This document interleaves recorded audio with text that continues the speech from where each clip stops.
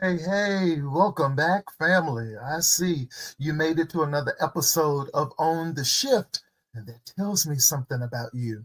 You're not here to play it safe, you're here to evolve. Let me start with a bit of a disclaimer because I understand that my transparency makes some nervous. But here's what you need to know. On the Shift is not about performing, it's not about pretending. It's not even about spiritual gymnastics or religious veneers. On the Shift is about truth telling, soul work, and radical transformation. This space is sacred, but it's also raw at times. So here we confront what others avoid. We talk about what's been buried under cliches, under silence, and sometimes even under shame. Because healing doesn't happen where we hide, it happens where we're honest. So, yes, my transparency might make some uncomfortable, but I'd rather be uncomfortable in the light than comfortable in the dark. And if you're watching this, something in you is tired of the filters as well. This is where we stop rehearsing survival and start living on purpose. This is where we unlearn the lies that kept us stuck and shift into truth that sets us free. Last time we talked about patterns, the ones we've inherited, the ones we've repeated, and even eventually, hopefully, disrupt. But today we're talking about something that's even more transformative. And that, my friend, is choice. Let me say this to you prophetically. Uh, you may not have chosen what happened. You didn't choose the abandonment. You didn't choose the betrayal. You didn't choose the diagnosis. You didn't choose the delay, the denial, or even the disappointment. But hear me by the Spirit. You do get to choose what happens next. And that right there is where your power lies. Because power is not always about what you control, it's about what you claim in the aftermath. You get to choose your posture, you get to choose your perspective, you get to choose your path forward, you get to choose the meaning you assign to the mess. You may not have chosen the storm, but you get to choose to build a shelter. You may not have chosen the fire, but you get to choose to walk through it and not smell like smoke. You may not have chosen even the season, but you can choose the seed you'll sow in it. And this is where healing begins. This is where cycles are broken and where legacy gets rerouted. You get to choose what story you write with your pain. You get to choose how you name and how that will be remembered. You get to choose whether the pattern continues or ends with you. So today I declare over you, you are not powerless, you are positioned. You are not stuck, you are standing on the threshold of sovereignty. You are not at the mercy of your past, you are now the steward of your next. Every choice you make from here on can be a vote for your future. Not perfection, alignment. Not performance, authenticity. Not fear, freedom. The world told you your story was over, but God says, turn the page. The next chapter is yours to write. Choose wisely, choose boldly, choose from your healed self, not from your history, because the shift starts with your next yes. So today we're not just talking about decision making, we're talking about destiny defining pivot. We're reclaiming our authority over our own narrative, one bold, holy, unapologetic choice at a time. Let's begin. Here's a truth most people avoid. Some of us confuse our circumstances with our calling. Yes, you may have been born into dysfunction. Yes, they may have hurt you. Yes, you were overlooked. But that doesn't mean you don't have power. You have the power to respond, the power to reframe, the power to shift. Many years ago, got an eyelash in my eye, I wrote a song called Power to Win. And let me just sort of summarize it for you. Even when it feels like the end, when the pain, the shame, and the struggle are overwhelming, God has already declared that it is just the beginning. Despite the tears, despite the storms, and even the setbacks, you've been given divine power to overcome, rise, and win.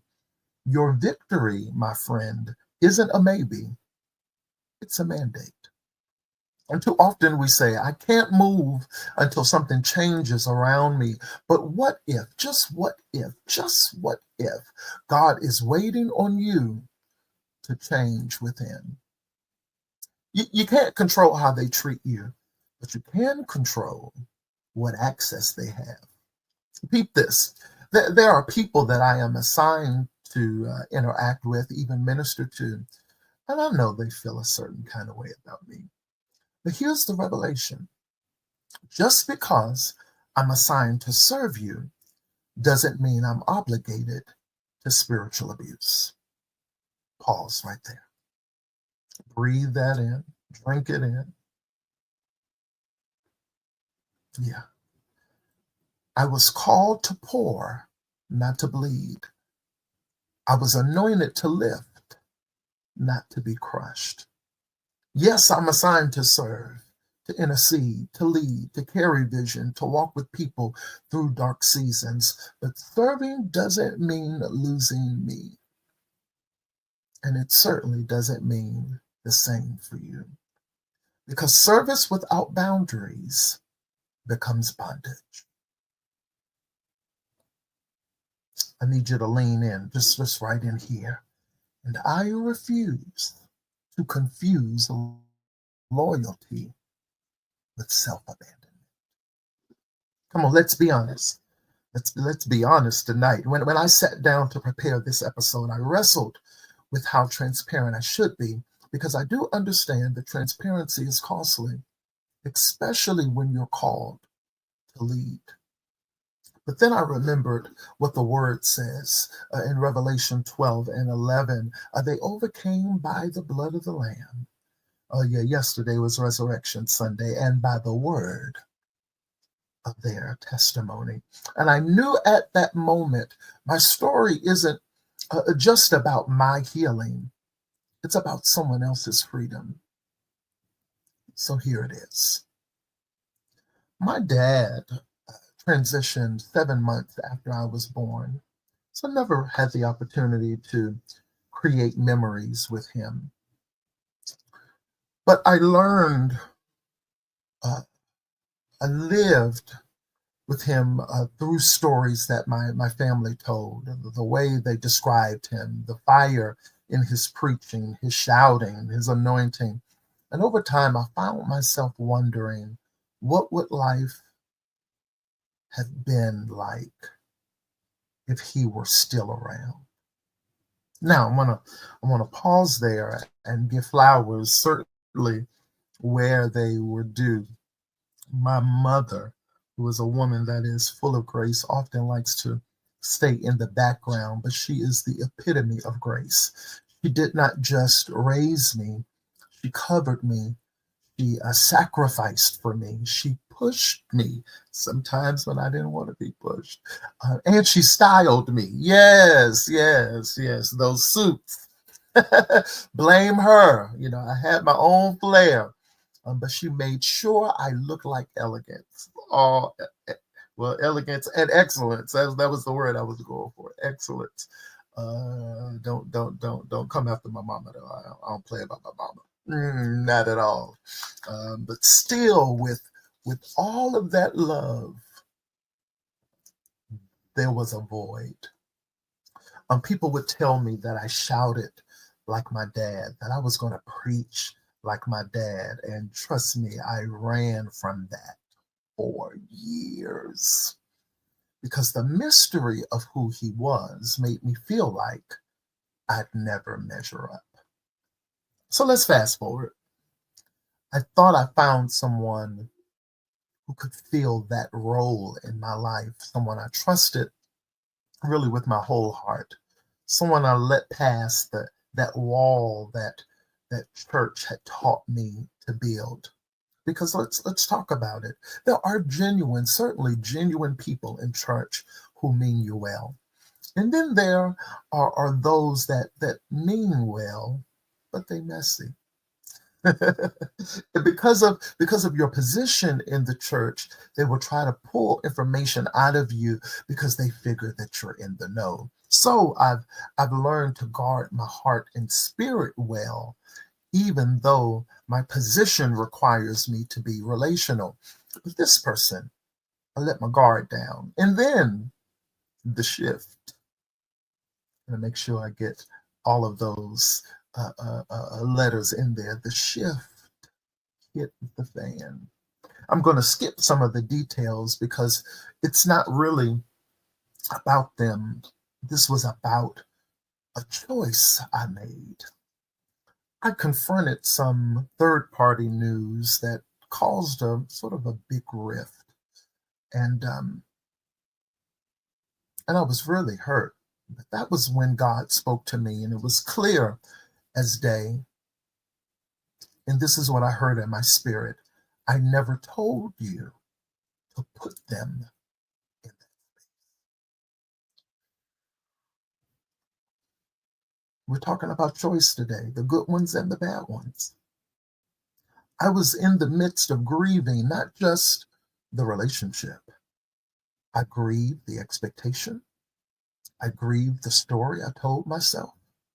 I grieved the place I gave to someone God didn't assign. I was hurt and I was angry. And that, my friend, is a dangerous cocktail. The truth is, the reason I was hurt is not because of what they said, it was because I made a choice God never instructed me to make. And that's what this episode is about. The power of choice. Because not every open door is a divine invitation. And not every familiar spirit is assigned to your future. Sometimes the pain comes not from what others did, but from the seat you gave them in your story. Let me say this to someone that's watching right now. You may not have chosen what hurt you, but you get to choose what heals you. I want you to choose right. You get to choose who you give access to. You get to choose whether you'll repeat the pain or redeem the moment. You don't have to harden your heart. You just have to hear God more clearly before giving people divine placement. That's where your power lies, not in escape, but in ownership. Let's get real. For some of us, the scariest thing in the world isn't failing, it's making a choice. Because choosing means ownership. It means if it goes to the left, it's on me. So instead of leading, we linger. Instead of building, we binge. Instead of deciding, we defer. But indecision is still a decision. And often it's the one that's keeping us stuck. Let me walk you through something that I call the clarity triangle when you're facing a decision. You've got to ask yourself, what do I really want? That's what the universe is asking. It's what heaven is asking. What do you really want? What do you really want? Now, what do you really want? I know you said you wanted that before, but what do you really want now? That's number one.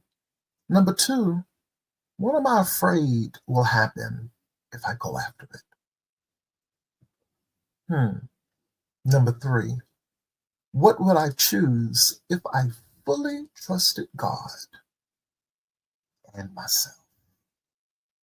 Hmm. Don't overlook this because you already know. You're just learning how to trust what you know. And here's the part I really need to say: the spirit of the individual often required loyalty over spirituality. Just loyalty, sort of on their terms, under their conditions, and at the expense of others' peace. And for a while, my brother, my sister, I tried. I tried to be loyal. I tried to be faithful. I tried to honor what I thought was covenant, but something wasn't sitting right in my spirit. And you know too when something isn't sitting right in your spirit.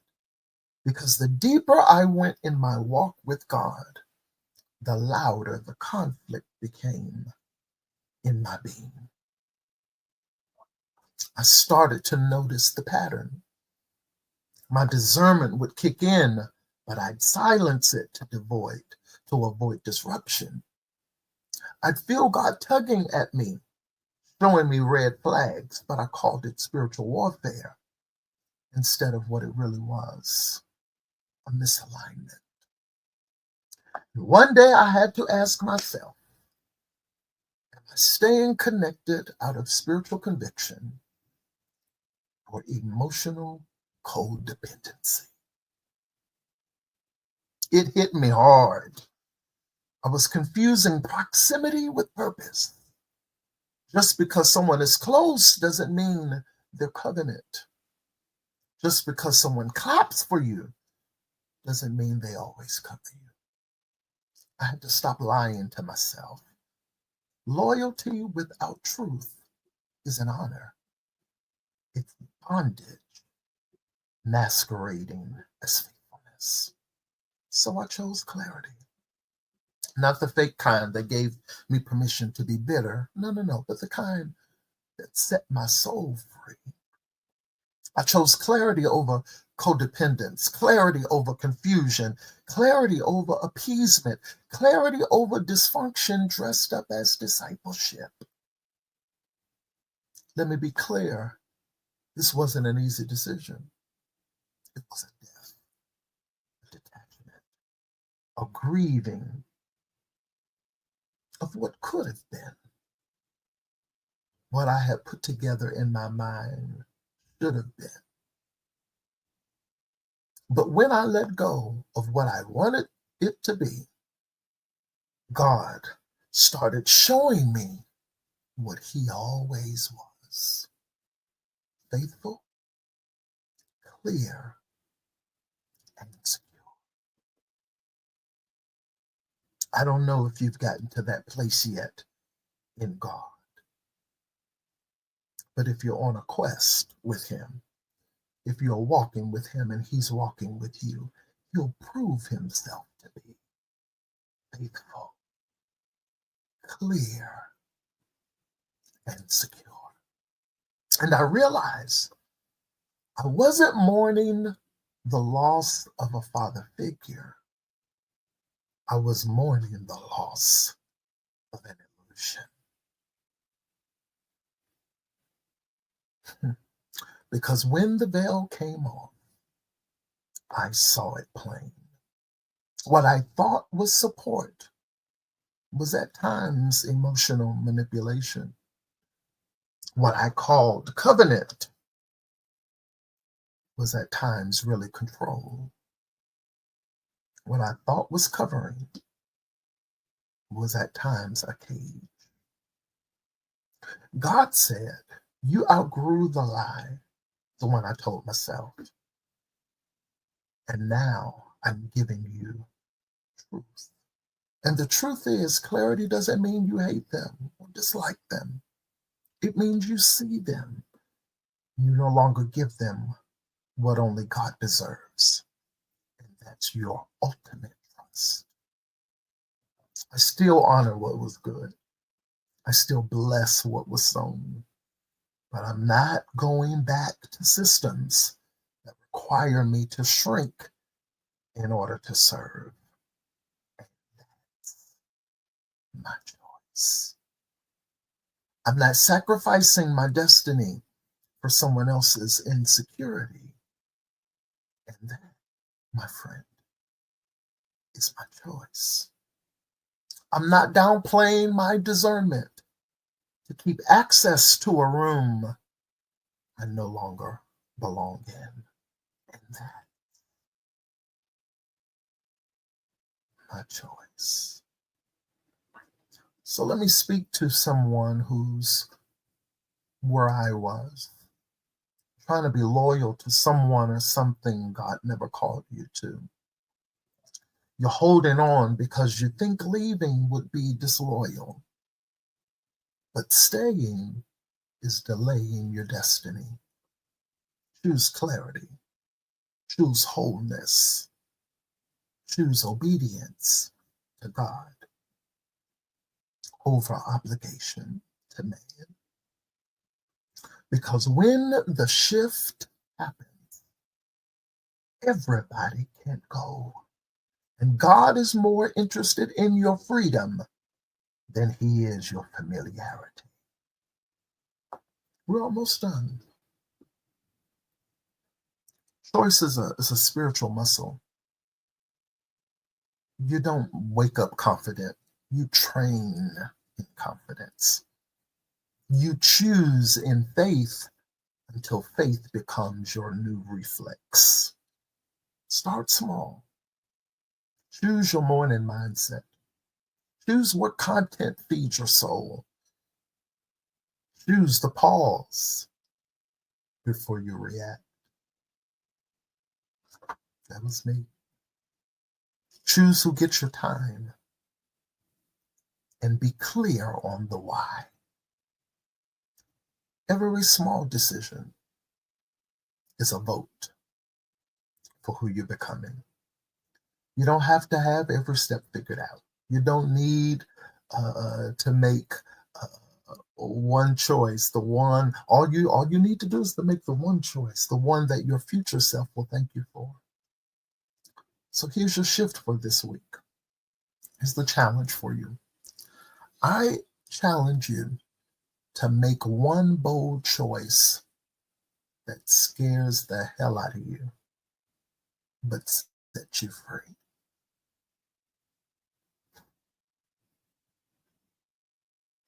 You know what that is.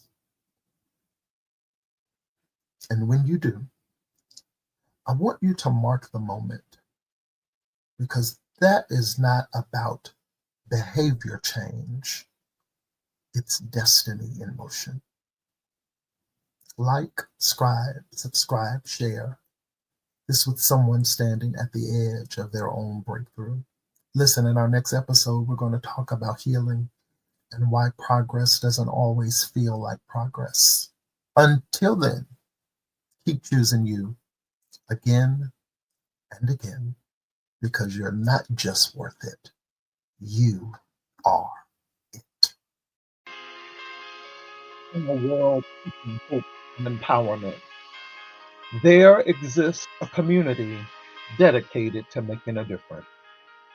Welcome to Apostolic World Empowerment. I'm Overseer Jason, a visionary committed to spreading the unconditional love of Jesus Christ locally, nationally, and around the world. Our mission is to serve as a global voice, offering spiritual and economic hope, encouragement, and empowerment to individuals from all walks of life.